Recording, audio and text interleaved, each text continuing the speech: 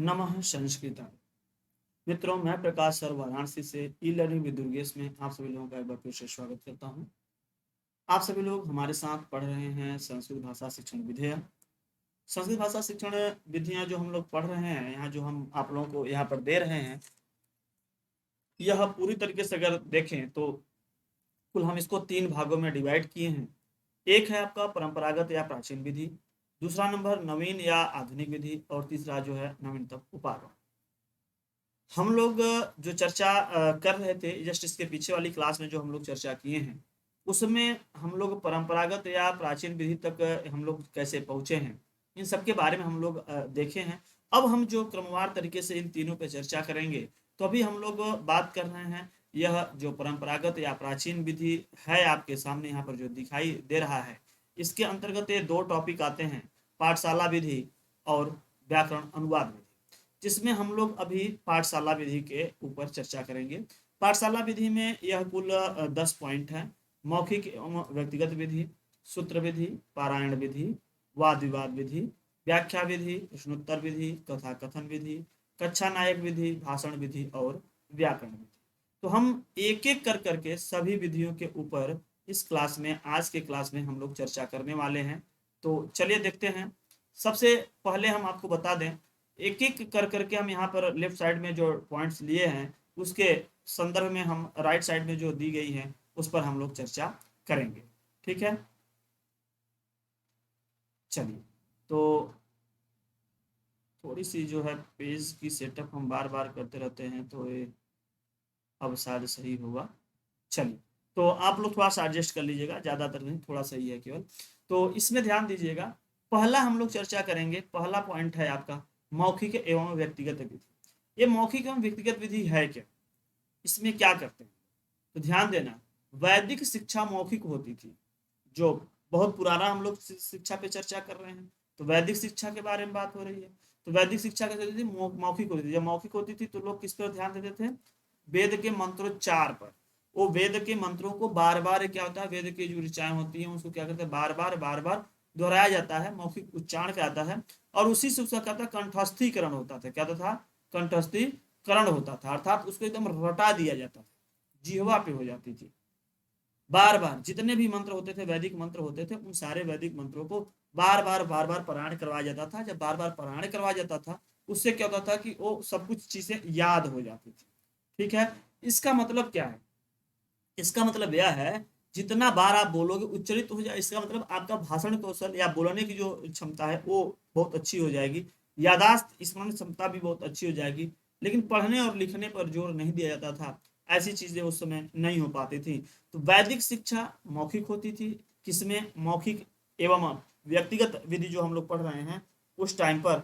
और कह रहे हैं कि वैदिक शिक्षा मौखिक होती थी कैसे? उसमें क्या करते थे, वैदिक मंत्रों को बार बार बोल करके, उच्चारण करवा करके उसको रटवा दिया जाता था, उसको याद करवा दिया जाता था। ठीक है, वो बोलने का प्रैक्टिस होता था, यादाश्त जो याद रहेगा तभी आप बोल पाओगे। बार बार रट जाता था दिमाग में, तो स्मृति बढ़ जाती थी। छात्रों द्वारा किए गए उच्चारण संबंधी दोषों को शिक्षक व्यक्तिगत रूप से दूर करता था। मतलब शिक्षक के सामने ही बच्चा मंत्रोच्चार करता था, तो जब वो छात्र मंत्रोच्चार करेगा, अगर उसमें गड़बड़ी होगी तो तुरंत उसको शिक्षक उसी समय में उसको क्या कर लेता है, उसको शुद्ध करा लेता है। उसको बहुत देर तक उसको ढोने नहीं देता है। कह रहे हैं छात्रों द्वारा किए गए उच्चारण संबंधी दोष। कैसा दोष? उच्चारण संबंधी दोष। अब वो पढ़ेगा तो ऐसा तो है नहीं, वो मंत्रों को बोलता है, तो अगर वो कहीं गलत पढ़ रहा होता है, गलत उच्चारण कर रहा होता, तो शिक्षक उसको व्यक्तिगत रूप से उसी समय क्या कर लेते हैं, उसको दूर कर देते हैं। इसमें और क्या होता था? प्रतिदिन नवीन पाठ प्रारंभ करने से पहले जो पहले का पाठ पढ़ाया गया है उसका मूल्यांकन किया जाता था।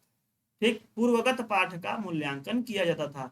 और तब तक पढ़े गए पाठों के मुख्य बिंदु की आवृत्ति, मतलब एक बार दोहराने के बाद ही उन्हें आगे बढ़ाया जाता था। इसका मतलब क्या है? आज हमको अगर कोई टॉपिक या आज की क्लास हमको प्रारंभ करनी है, तो हम कल की क्लास को थोड़ा लेकर करके, उसके मूल टॉपिक, मूल पॉइंट्स को लेकर करके, उसको समझ कर करके, उस पर एक बार फिर से रिवीजन कर सकते हैं, या कुछ क्वेश्चन बच्चों के द्वारा पूछ कर करके उसका मूल्यांकन कर करके, मतलब पूर्वगत पाठ का मूल्यांकन कर करके, तब हम आगे नए जो पॉइंट्स होते थे, नए जो टॉपिक होते थे, उसको हम लोग लेते थे। जो इसकी मूल बात रही है वह यह है कि कंठस्थीकरण, ध्यान देना थोड़ा सा मिस्टेक है कहीं कहीं, कंठस्थीकरण पर अधिक बल दिया जाता था और रटवा देने के ज्यादा वो लोग सोचते थे कि किस तरीके से सारे की चीजों को हम क्या करें, सारे सारी चीजों को रटवा दें, बच्चे के अंदर वो सब कुछ रट जाए, वो समझे ना समझे उससे नहीं मतलब है, लेकिन सारी चीजों को वो रटवाने पर विशेष जोर दे रहे थे। और बच्चा मंत्रोच्चार जैसे रटता था, बोलता बोलता बोलता सब कुछ याद कर लेता था। इसके लाभ क्या होंगे? अगर मौखिक एवं व्यक्तिगत विधि है, इसमें रटवाने पर जोर दिया जा रहा है, बार बार मंत्रोच्चार को बुलाया जा रहा है, तो मंत्रोच्चरित किया जा रहा है, उच्चरित किया जा रहा है, तो उसका क्या लाभ होगा? लाभ तो यही होगा कि उच्चारण संबंधी दोष नहीं रह जाएंगे, उच्चारण बहुत बेहतरीन हो जाएगा, मौखिक अभिव्यक्ति भी अच्छी हो जाएगी, सशक्त हो जाएगी। जब बार बार आप बोलोगे तो बोलने की क्षमता क्या हो जाएगी? बहुत अच्छी हो जाएगी, बेहतरीन हो जाएगी, और स्मरण शक्ति भी बढ़ जाएगी। स्मरण शक्ति हम इसलिए कर रहे हैं क्योंकि आप लोग जब याद करोगे बहुत सारी बार, उसको जब रटोगे पढ़ोगे, तो क्या होगा, उसका रिजल्ट क्या आएगा? रिजल्ट तो यही ना आएगा कि आपको सारी चीजें क्या हो जाएंगी, याद हो जाएंगी। क्या हो जाएंगी? सारी चीजें याद हो जाएंगी, रट जाएगा, जबान पे हो जाएगा। तो स्मृति जो है आपकी, जो बेहतरीन एक तरीके से कह सकते हैं, उच्चारण जो होता है वह शुद्ध हो जाता है, अर्थात बोलने में जो गलती होती है वो नहीं होगी, मौखिक अभिव्यक्ति सशक्त हो जाती है, अर्थात बेस्ट हो जाती है। ठीक है, तो यह रहा आपका मौखिक, या कह सकते हैं मौखिक व्यक्तिगत विधि, जिसमें हम बच्चे को मौखिक रूप से बोलने पर ज़्यादा बल देते थे। ज़्यादा हमारा यह टारगेट होता था कि वो ज़्यादा से ज़्यादा बोले, ज़्यादा से ज़्यादा वो प्रैक्टिस, मतलब एक तरीके से जो याद है या याद करने की ओर उसका विशेष ध्यान ले जाते हैं और कोशिश करते हैं, तो उसको बहुत सारी चीज़ों को बुलवाते हैं, रटवाते हैं, ऐसा टारगेट होता है। ठीक है, अब जो पॉइंट है आगे वो है सूत्र विधि। बहुत ही इंपॉर्टेंट विधि है, बहुत ही महत्वपूर्ण विधि है, कई बार इससे क्वेश्चन एग्जाम में कई बार आते हैं। एक लाइन तो यही आता है, घटे समुद्रम घटे समुद्र पूर्णम, यह किससे संबंधित है? तो सूत्र विधि में। सूत्र क्या होता है? आपको पता होगा कि कभी कभी बहुत बड़ी बड़ी चीजों को याद करना कठिन हो जाता है, तो उसको क्या कहता है, समराइज किया जाता है, किसी सूत्र के माध्यम में किया जाता है। सूत्र को पढ़ने से क्या होता है, पूरी बातें याद आती है। जैसे अगर हम कहें इको यणच, क्या हम बोले, इको यणच, अब इको यणच बोलने का मतलब क्या है? इसका मतलब जो जान रहा है, समझ रहा है, वो समझ रहा होगा क्या, कि इक के बाद में अगर अच आ जाए तो इक का यण हो जाए, अर्थात ई उ रील री का क्रमशः य व र ल हो जाए। अब हम ये पूरे के पूरे, अर्थात ई उ रील री के बाद में किसी असमान स्वर आने पर क्या हो जाता है, ई का य में, उ का व में, री का र में, री का ल में परिवर्तन हो जाता है। इतना हम बोले, इससे अच्छा है कि हम केवल बोल दें इको यणच। इसका मतलब क्या है, उतनी पूरी बात को छोटे में रखती है। इसका मतलब क्या हो गया, गागर में सागर भरना ना, क्या हो जाएगा, गागर में सागर, मतलब घटे समुद्रम पूर्णम ना, गागर में सागर भरना। बहुत ही अच्छी बात इसकी यही है कि सूत्र विधि में जो बहुत बड़ी बड़ी बातें होती हैं, उसको हम लोग क्या कर लेते हैं कि बहुत छोटे में, बहुत छोटे में समराइज कर करके उसको रख देते हैं, और वो आराम से इजिली याद कर सकता है। कोई भी जो भी पढ़े वो आराम से समझ सकता है, सूत्र को बोल करके समझ जाएगा। ऐसा क्यों लाया गया, क्यों ऐसा लाया गया? अरे भाई, सूत्र तो इसीलिए बनाए जाते हैं, जो बहुत कठिन चीजें होती हैं, जिसको याद रखने में कठिनाई होती है, उसमें क्या किया जाता है कि उसको सरल बना लिया जाता है, उसको बहुत सहज कर लिया जाता है, ताकि उसको याद करना सरल हो जाए, याद रखने में सुविधा हो। तो जटिल विषयों को समझने में, उसे याद रखने में सुविधा होती है सूत्र विधि से। इसका उद्देश्य है गागर में सागर भरना, अर्थात घटे समुद्र पूर्ण, मतलब क्या है कि बहुत थोड़े में बहुत बड़ी बात कर देना, बहुत थोड़े में बहुत कुछ कह देना, ताकि अब उसको अगर आप छोटे में अगर कर लेते हैं तो आराम से उसको आप याद रख सकते हैं, और वो आपके जब भी आप रिवाइज करना चाहोगे, छोटे में ही सब कुछ, केवल सूत्र पढ़ोगे सब याद हो जाए। संस्कृत व्याकरण शिक्षण की प्राचीनतम विधि है सूत्र विधि। सूत्र विधि, सूत्र के माध्यम से ही संस्कृत व्याकरण बहुत पहले से पढ़ाई जा रही है। तो बहुत प्राचीन समय से सूत्र विधि का प्रयोग संस्कृत व्याकरण शिक्षण में किया जा रहा है। इसके द्वारा नियमों को शुद्ध रूप में कंठस्थीकरण किया जाता है, अर्थात कंठस्थ अतिक्रमण नहीं, कंठस्थीकरण। ठीक है,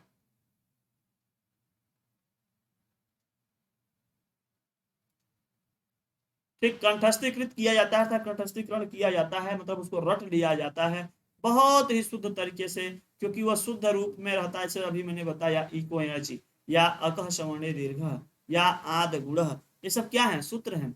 और इस सूत्र को समझने वाला जान जाता है कि इसके बाद ऐसा ऐसा कंडीशन में करने पर यह होगा, तो वह उतनी पूरी बात को न कहते हुए छोटे से बात को कह देता है। तो यही है सूत्र विधि, अर्थात सूत्रों का प्रयोग करने से जो जटिल विषय हैं वो थोड़े सरल हो जाते हैं, या ये कहिए कि बहुत बड़ी बड़ी चीजों को याद करना जहाँ कठिन होता है उसको छोटा बना करके याद कर लिया जाता है। तो जटिल विषयों को समझने में, याद रखने में सुविधा होती है, यह इसका लाभ है। किसका, सूत्र विधि का। सूत्र विधि का यही लाभ है कि बहुत बड़ी बड़ी चीजों को नहीं याद कर पाते, छूट जाता, भूल जाते, तो उसको याद करना क्या हो गया, इससे सरल हो गया, आसान। ठीक है, आगे वाला देखते हैं, आगे की पॉइंट, आगे की पॉइंट क्या है, पारायण विधि। अभी जो पारायण विधि है यह कौन सी विधि है, पारायण मतलब कहते हैं, आप लोग करते होंगे रामचरितमानस का पारायण ना, पारायण मतलब पाठ होता है, बार बार उसको केवल बोल रहे हैं, गाएं, वो पाठ होता है। तो कर रहे हैं कंठस्थीकरण पर यह बोल देता है, क्योंकि बार बार हम दोहराएंगे, बार बार बोलेंगे, बार बार पारायण करेंगे, तो इसका मतलब क्या होगा, कंठस्थीकरण पर बल देते हुए वैदिक मंत्रों की बार बार आवृत्ति करके उन्हें कंठस्थ करवाया जाता है। अर्थात जैसे अगर कोई मंत्र है तो उसको कई बार बुलवाते हैं, कई बार उसका पारायण किया जाता है, करते करते करते करते वो पूरा पूरा क्या होता है, याद हो जाता है। अर्थात कंठस्थीकरण पे बल देते हुए वैदिक मंत्रों की बार बार आवृत्ति करके उन्हें कंठस्थ करवाना ही पारायण विधि होता है। वैदिक मंत्रों के सस्वर जो पाठ होते हैं, स्वर पाठ को यहाँ लिखो, सस्वर पाठ को पारायण कहते हैं। अर्थात पारायण होता क्या है, वैदिक मंत्रों को हम बोल बोल करके, बोल बोल करके, बोल बोल कर करके बहुत बार उसको बोलते हैं, बहुत बार उसको कहते हैं। ऐसा करने से वो सब कुछ अपने आप जीवा टूट जाती है, सब याद होने लगता है। ऐसा करने वालों को पौराणिक कहा जाता है, पौरायनिक, पौरायनिक नहीं, पौरायनिक। ठीक है, यहाँ लिखो पौरायनिक, माने जो पारायण करने वाले हैं वो पौराणिक। जैसे मान लीजिए अगर हम ही गीता का पाठ करने लगे तो हम पौराणिक हो जाएंगे। जैसे मान लीजिए अगर हम हनुमान चालीसा का पाठ करें तो हनुमान चालीसा का पाठ करने वाले पौराणिक कहा जाएगा। किसी भी चीज का पारायण करने वाले पौराणिक होते हैं। वो इतना बार उसका पाठ कर देते हैं तो सब कुछ क्या होता है, एकदम रट जाता है एकदम। जैसे अभी आप लोग यहाँ पे होता होगा सुंदर कांड का पाठ, तो सुंदर कांड के पाठ करने वाले लोगों को पारायणिक कहा जा सकता है, अर्थात पारायण करने वाले पारायणिक। तो वैदिक मंत्रों के बार बार बार बार बार बार बोलते बोलते बोलते बोलते इधर से रट जाता था, तो कह देंगे हाँ कंठस्थीकरण पर बल दिया जाता है। इसमें इसमें प्राप्त ज्ञान को स्मृति में संचित करने पर बल दिया जाता है। मतलब वो इतना इतना बार बोल देगा, इतना बार बोल देगा कि वो पूरा उसको याद हो जाएगा। तो वही वो कह रहे हैं कि स्मृति में संचित अर्थात मेमोरीज में फिट हो जाती है वो सारी चीजें। और जब कभी वो पूजा पाठ करवाने जाते हैं वो एक स्वर में एक जैसा ही क्या करते हैं, मंत्रोच्चार स्टार्ट कर देते हैं, मंत्रोच्चार प्रारंभ कर देते हैं। लोग लगता है जबरदस्त तरीके से, क्योंकि उस पर प्रैक्टिस ही करके आए हो, उनकी प्रैक्टिस ही उसी तरीके से करवाई जाती है। प्रैक्टिस मतलब बार बार पारायण करवाया जाता है, और करवाते करवाते करवाते करवाते पूरा उनको रट जाता है, रट जाता है, कंठस्थ हो जाता है। सारे जितने भी सूत्र, जितने भी श्लोक उसमें लगने वाले किसी पूजा वगैरह में, पाठ में, वो सब उसमें पूरा आ जाता है। ठीक है, चलिए आगे देखते हैं, आगे क्या है। आगे है वाद विवाद विधि। वाद विवाद आप सभी लोग पता है कि किसी भी टॉपिक पर कुछ लोग पक्ष में, कुछ लोग विपक्ष में बोलते हैं, कुछ बच्चे पक्ष में विपक्ष में कर करके ग्रुप डिस्कशन होता है, वही वाद विवाद है। तो वाद विवाद किसी विषय पर चर्चा की एक औपचारिक विधि है, माने उसकी समय वगैरह सब कुछ क्या है, स्थान और सब कुछ निश्चित होता है।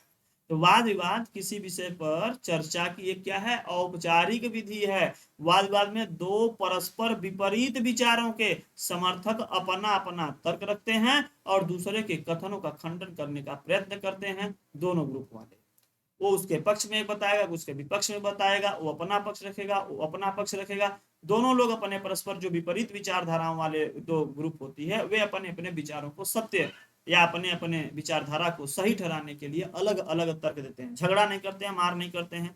आजकल का हम नहीं कर रहे हैं। आजकल तो जो टेलीविजन वगैरह पे आप लोग देखते होंगे जो डिस्कशन होते हैं, वो तो समझ में नहीं आता है कि मार कर लें उसी में, वो सब कुछ नहीं होता है। अच्छा, इसमें इसका कोई एग्जाम्पल बताइए।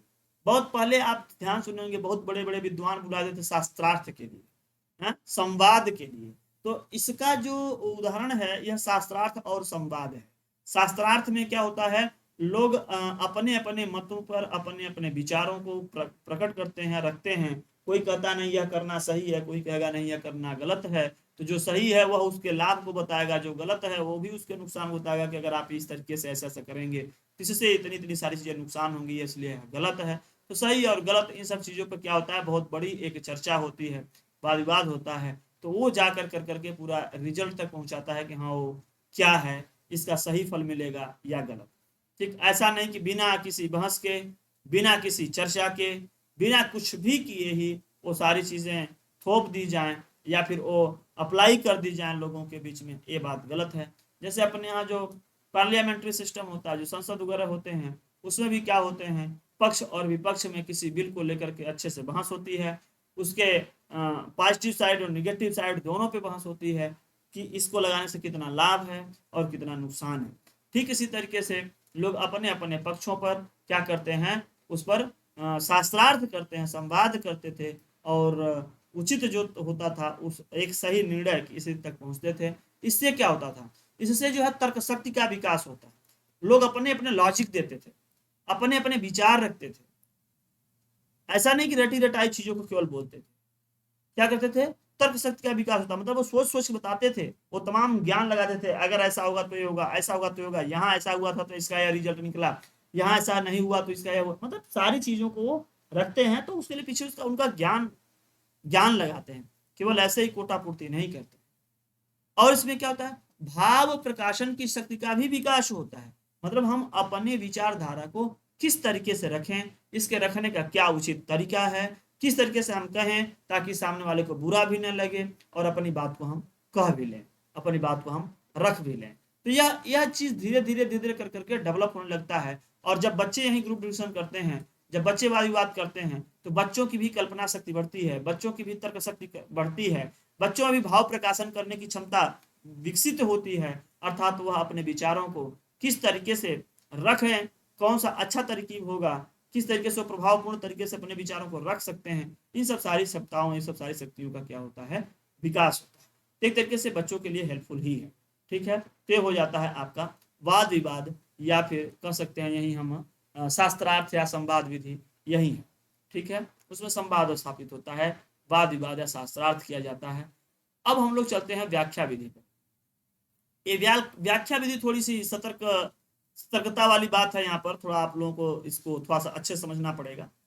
ये व्याख्या क्या होता है, अब व्याख्या सभी लोग कर भी नहीं पाएंगे। जिसके पास बेहतरीन जानकारी होगी तो वो करेगा। अर्थात गुरुजी लोग व्याख्या करते थे, किसी विषय वस्तु, किसी टॉपिक, किसी शब्दावली को लेकर करके उसके बारे में बताते थे अच्छे से। अर्थात छात्राओं की शंकाओं का समाधान करने के लिए गुरुजी लोग क्या करते थे, व्याख्या विधि का अनुसरण करते थे, अर्थात व्याख्यान देते थे।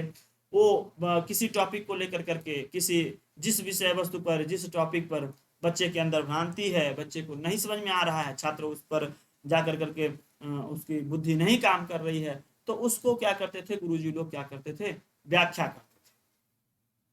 कोई भी व्याख्या नहीं कर सकता, जिसके पास बहुत सारा ज्ञान हो वो व्याख्या कर सकता है, बहुत सारा ज्ञान हो। क्यों? क्योंकि वो उस चीज को, उस टॉपिक को, उस मुद्दे को समझाने के लिए बहुत सारे एग्जाम्पल, बहुत सारे तरकीब को वो लगाता है, बहुत सारे ज्ञान का प्रयोग करता है। तो उसके लिए यह बहुत जरूरी है क्या, कि छात्रों की शंकाओं का समाधान करने के लिए गुरुजी लोग, या कहिए कि जो वरिष्ठ लोग होते थे, जो ज्ञानी लोग होते थे, जो विद्वान जन होते थे, वो लोग उसकी व्याख्या करते थे और सभी लोग उसको सुनते थे, सभी बच्चे उसको सुनते थे, उसका अनुसरण करते थे, उनको समझते थे, ऐसा चीज। अब एक लाइन जो यह है, कभी कभी क्वेश्चन आ जाता है, व्याख्यान के 6 अंग बताइए कौन है। तो व्याख्यान के जो 6 अंग है वो नीचे लाइन श्लोक में दिया गया है। वो कौन कौन से हैं, पदच्छेद पदार्थोक्ति, विग्रहो वाक्य योजना, आक्षेपो, यहाँ पर ऐसा रहेगा वग्रह, आक्षेपो अथ समाधानम, व्याख्यानम षड्विधम मतम, व्याख्यानम षड्विधम मतम। इसका क्या मतलब है, पदच्छेद, पद को विच्छेदित कर करके, अलग अलग कर करके व्याख्यायित किया जाता है। बड़े बड़े शब्दावलियों को उनके छोटे छोटे शब्दों में तोड़ा जाता है और उसको अच्छे से व्याख्या किया जाती है, उनकी अच्छी सी व्याख्या की जाती है, बच्चों को समझाया जाता है। उसका मतलब बताया जाता है, ताकि वो उस एक शब्दावली को अच्छे समझ पाए, वह शब्दावली यहाँ पर क्यों प्रयोग की गई है, इन सब के बारे में अच्छे से जानकारी हो जाए। तो पदच्छेद पदार्थोक्ति, पद के अर्थ की उक्ति, और विग्रह वाक्य योजना, और वाक्य योजना को समझाना कि यहाँ पर करता है, यहाँ कर्म है, यहाँ क्रिया है, यहाँ पे ऐसे निपात प्रयोग हुआ है, यहाँ पे इस तरीके से प्रयोग हुआ है, यहाँ इस फॉर्म में यूज हुआ है, हर चीज। आक्षेपोऽथ समाधानम अव्याख्यानम षड्विधम मतम। तो यह जो व्याख्यान का ये 6 जो है विधियां हैं यहाँ पर बताया गया है। पदच्छेद, पदार्थोक्ति, विग्रह, वाक्य योजना, 1 2 3 4 यही दे दिया गया, आक्षेप और समाधान। यह 6 जो है 6 मत जो है यहाँ पर दिए गए हैं, इसको आप लोग याद कर सकते हैं। मैं फिर से एक बार उच्चारण कर रहा हूँ। पदच्छेद पदार्थोक्ति विग्रहो वाक्य योजना आक्षेपोऽथ समाधानम अव्याख्यानम षड्विधम मतम, व्याख्यानम षड्विधम मतम। इसका लाभ क्या है, इसका क्या लाभ होगा? विषय की विस्तृत जानकारी प्राप्त होती है, चूंकि वह एक्सप्लेन किया जाता था, व्याख्या होती थी, तो निश्चित तरीके से उस विषय के बारे में एक विस्तृत जानकारी से प्राप्त होती थी। मानसिक क्रियाशीलता का विकास होता था। जब वो व्याख्यायित होगा तो वो हर एक बहुत सारे पहलुओं पे गुरुजी लोग क्या करते थे, व्याख्या करते थे, तो निश्चित तरीके से वो बच्चे की क्रियाशीलता, मानसिक जो क्रियाशीलता होती है उसकी विकास अवश्य होगी।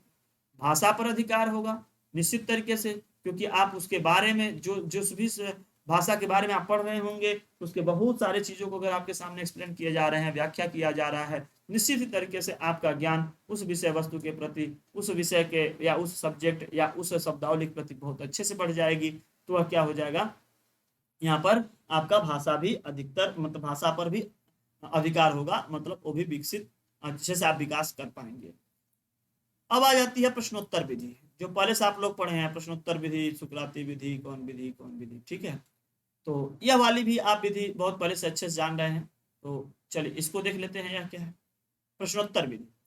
प्रश्नों के माध्यम से ही व्याख्यान होता था, प्रश्नों के माध्यम से ही बच्चे द्वारा पूछे गए प्रश्नों के उत्तर दिए जाते थे। प्रश्न पूछते पूछते पूछते पूछते प्रश्न और उत्तर, प्रश्न और उत्तर, प्रश्नोत्तर करते करते करते करते वो जिस टॉपिक पर वो चर्चा होनी थी, पूरी जो है टॉपिक चर्चा होती। जानते इससे क्या होता है, ऐसे छात्र जिज्ञासु होते थे, सक्रिय होते थे, तर्क करते थे, बहुत सारा चीजों करते थे। तो प्रश्नों के माध्यम से व्याख्यान होता था। व्याख्यान माने जो व्याख्या वगैरह होती थी, जो क्लासेस वगैरह चलते थे, प्रश्नों के माध्यम से ही होते थे। प्रत्येक प्रश्न के पश्चात छात्र उनकी आवृत्ति माने दोहराव करते थे। इस प्रकार संपूर्ण व्याख्यान समाप्त होता था। अर्थात वह प्रश्नों के माध्यम से ही, जैसे एक क्वेश्चन पूछा कि यह क्या होता है, उसके बारे में कुछ उत्तर हुआ, फिर यह क्या होता है, ये कैसे होता है, माने प्रश्नोत्तर विधि वाले मेथड चलती रहती है। आप लोग सभी लोग जानते होंगे कि छोटा छोटा करते करते करते करते हम लोग हर चीज समझ लेते हैं कि यह क्या होता है, शब्द क्या होते हैं, शब्द से वाक्य बनते हैं, फिर वाक्य से क्या होता है गुरुजी, फिर एक एक कर करके धीरे धीरे करते करते उस सारी चीजों को समझ लेते थे। लाभ होता था कि जिज्ञासु छात्र सक्रिय होते थे, तर्क व निरीक्षण शक्ति का विकास होता था। तो प्रश्नोत्तर विधि भी एक तरीके से अच्छी विधि मानी जाती है। अब बात आती है कथा कथन विधि पर। कथा कथन विधि चलिए हम लोग देख लेते हैं कि कथा कथन विधि क्या है, इसमें क्या क्या चीजें मिल रही हैं। ठीक है, कथा कथन विधि विषय वस्तु को रुचिकर बनाने के लिए, विषय को रुचिकर बनाने के लिए, बीच बीच में कथाएं सुनाई जाती थी। क्या होती थी, बीच बीच में कथाएं सुनाई जाती थी, जैसे हितोपदेश की कथा, जैसे पंचतंत्र की कथा इत्यादि कथाएं सुनाई जाती थी। केवल इसका मूल उद्देश्य यही होता था कि बच्चे की रोचकता उस विषय वस्तु के प्रति बनी रहे। बीच बीच में कहानी के माध्यम से कहानी भी बता बता कर करके उसको, उस क्लास को रुचिकर बनाया जाता था। यह होता था कथा कथन विधि में। इसका लाभ यह होता था कि जब बच्चा रुचि लेने लगता था तो अध्ययन को रुचिकर बनाने व सरल बनाने के लिए सहायक होता था। जब निश्चित तरीके से वह रुचिकर होगा, बच्चा उसमें जानने के लिए उत्सुक होगा, जिज्ञासु होगा, और तो निश्चित तरीके से हर चीज सिखाना आसान हो जाता है, सरल हो जाता है। तो कथा कथन विधि में क्या है कि विषय वस्तु को रुचिकर बनाने के लिए बीच बीच में कथाएं सुनाई जाती थी, जिससे बच्चा अधिक रुचि का महसूस करता था, बच्चे के अंदर रुचि उत्पन्न होती थी और इससे विषय वस्तु को सिखाना पढ़ाना और भी सरल और आसान हो जाता। अब है कक्षा नायक विधि। कक्षा नायक का मतलब होता है क्लास का मॉनिटर। कक्षा नायक का मतलब क्या होता है? क्लास का मॉनिटर। तो जब गुरुजी नहीं होते थे तो क्लास का मॉनिटर क्या करता था? है? जो मेधावी छात्र होता था गुरु के अनुपस्थिति में, अनुपस्थिति की स्थिति माने अनुपस्थिति में मेधावी छात्र गुरुकुल के अन्य छात्रों को पढ़ाते थे, अर्थात इससे गुरुजी का भी समय बच जाता था, या एक उनको थोड़ी हेल्प मिल जाती थी। अनुशासन गुरुजी के न रहने पर भी बनी रहती थी। ये सब सारी चीजें होती थी, अर्थात क्लास का मॉनिटर वो गुरुजी की अनुपस्थिति में भी क्लास को चला लेता था, पढ़ाता रहता था, अनुशासित क्लास को अनुशासित करता रहता था। तो यह एक लाभ इससे मिलेगा। यह है कक्षा नायक रीति या कक्षा नायक विधि। इसका लाभ क्या है? शिक्षण करवाने वाले छात्रों में आत्मविश्वास आ जाता था। जो मॉनिटर था उसके अंदर आत्मविश्वास हो जाता था, उसको अलग से शिक्षण प्रशिक्षण देने की कोई आवश्यकता नहीं थी, वो पूरा अवसर मिल जाता था। पढ़ाते पढ़ाते ही क्या हो जाता था? बहुत अच्छा ट्रेंड हो जाता था, बढ़िया सा अच्छे से पढ़ाने लगता था। आगे आई भाषण विधि। ये भाषण विधि कौन सी विधि है, इसका क्या लाभ है, किस तरीके से यह काम करती है, चलो देख लेते हैं भाषण विधि। भाषण विधि के बारे में समझते हैं। कई बार गुरु विषय को स्पष्ट करने के लिए लंबे लंबे व्याख्यान करते थे, लंबे लंबे भाषण देते थे ना, कथा आदि का सहारा लेते थे, लंबे लंबे 3-4 घंटे की एक, जैसे लगता है कि स्पेशल क्लास चल रही, भाषण देते थे किसी विषय वस्तु को अधिक से मतलब किसी विषय को अच्छे से और समझाने के लिए जहाँ व्याख्यान होता था उसी टाइप का एक भाषण होता था। तो भाषण दिया करते थे किसी एक टॉपिक के ऊपर, ठीक है। तो उससे भी क्या होता था कि वो टॉपिक या उस सब सारी चीजें को समझने के लिए, विषय वस्तु को समझने के लिए बच्चे को एक अच्छा अवसर मिलता था। तो भाषण के द्वारा बच्चे को सिखाया जाना, पढ़ाया जाना, बताया जाना, वह क्या होता था? भाषण विधि। इससे क्या होता था? छात्रों को किसी विषय वस्तु पर बहुत अधिक जानकारी मिल जाती थी, विस्तृत जानकारी प्राप्त हो जाती थी। और बच्चा भी कभी कभी उसके अंदर होता था कि हम भी भाषण करें। तो भाषण करने से क्या होता है? वो प्रैक्टिस भी करता रहता है, इससे क्या होता है? उनकी बोलने की क्षमता अधिक विकसित हो जाती है जब बच्चा ऐसा कोशिश करता है तब। अभी तो फिलहाल गुरुजी भाषण शिक्षा में बोल रहे होते हैं, ठीक है। तो लेकिन आगे वो बच्चा भी बोलेगा तो बच्चा बोलेगा तो उसका भी प्रैक्टिस होगा। नेक्स्ट आ रहा है आपका व्याकरण विधि। व्याकरण विधि क्या है? व्याकरण भाषा का प्राण तत्व है। बिना व्याकरण के किसी भाषा को अच्छे से समझना एक कठिन है, बहुत असंभव जैसा तो एकदम नहीं है, लेकिन कठिन है बहुत ही, बहुत उसके मर्म आप नहीं समझ पाएंगे जब तक अगर आप उसके व्याकरण में समझे। भाषा के नियम व्याकरण में होते हैं। किसी भी भाषा के जो नियम होते हैं वो उसी के व्याकरण में ही होते हैं, उस भाषा के व्याकरण में होते हैं। इसलिए भाषा को पढ़ने के लिए व्याकरण का ज्ञान दिया जाना आवश्यक था। वेदों के अध्ययन के समय पुराने समय व्याकरण का विशेष पठन पाठन होता था। अब थोड़ा व्याकरण कम कर दिया गया जब लोग देखे कि व्याकरण को पढ़ने में लोग थोड़ा कठिनाई का अनुभव करने लगे, या ये सोचो कि वो लोग भागने लगे उस विषय वस्तु से, हमारी संस्कृत है, संस्कृत से भागने लगे, तो थोड़ी व्याकरण कम कर करके साहित्यिक चीजों को रखा गया। जैसे अगर आप लोग देखें तो 2012-13 के आसपास 11-12 में बहुत सारे क्वेश्चन केवल व्याकरण से आते थे, लेकिन अब जो है धीरे धीरे उसमें पैसेज डाले जा रहे हैं, थोड़ा उसको और सरल बनाया जा रहा है, कम्प्रिहेंसिव टाइप बनाया जा रहा है, ताकि आप लोग पढ़ें, पढ़ करके कुछ कर सकें। और इसीलिए कहा जाता है कि आप लोग पैसेज आता है तो क्वेश्चन बड़े अच्छे से कर लोगे, अच्छे से स्कोर सकते हो, स्कोर कर सकते हो। भाषा का शुद्ध परिष्कृत व परिमार्जित ज्ञान प्राप्त होता है अगर आप व्याकरण पढ़ते हैं। अगर आप व्याकरण नहीं पढ़ते हैं तो भाषा का शुद्ध परिष्कृत एवं परिमार्जित ज्ञान नहीं प्राप्त हो सकता, अर्थात बहुत सारी ऐसी चीजें हो सकती हैं जो उसके आप नियम कायदे को आप नहीं जान पाओगे, केवल आप बोल चाल की भाषा में डायरेक्टली बस उसको प्रयोग करोगे। अभी भी देखो आज के समय में जो इंग्लिश होती है उसके बहुत अच्छे से जानकारी करने वालों की संख्या, रखने वालों की संख्या कम है। बहुत सारे लोग केवल आप कम्युनिकेटिव इंग्लिश का प्रयोग करते हैं और वह उनका कोई मतलब नहीं है वाक्य की रचना किस तरीके की है, कहाँ पे हम कौन सा सेंटेंस यूज कर रहे हैं, किस तरीके का यूज कर रहे हैं ना, वो बस अपनी विचारों को अभिव्यक्त कर रहे हैं। तो एक टाइप का कहा जाता है कि वो कम्युनिकेटिव इंग्लिश, अर्थात वो केवल बोलचाल की भाषा जो होती है उसको प्रयोग कर रहे हैं। तो ये रही व्याकरण विधि। इसके बाद में एक लास्ट जो स्लाइड है उसको आप लोग ध्यान दीजिएगा कि जो ये पाठशाला विधि है, जो यह पाठशाला विधि या गुरुकुल परंपरा है, इसके गुण और दोष, तो एक साइड मैंने गुण ले लिया, एक साइड हम लोग दोष ले लिया। तो चलो इसके गुण और दोष को बारी बारी से हम लोग देख लेते हैं कि इसके गुण क्या है, इसके दोष क्या है।